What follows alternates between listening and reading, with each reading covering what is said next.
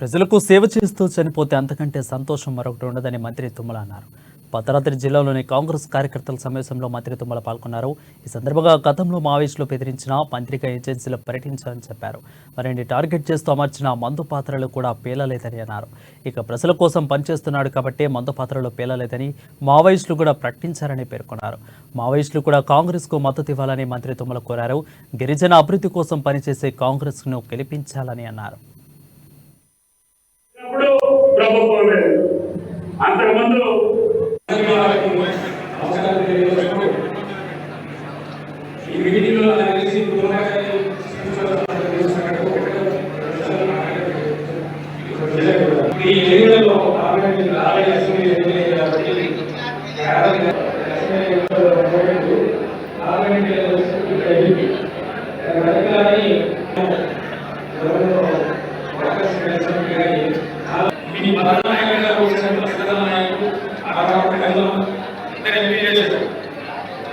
మనం ఎక్కడైనా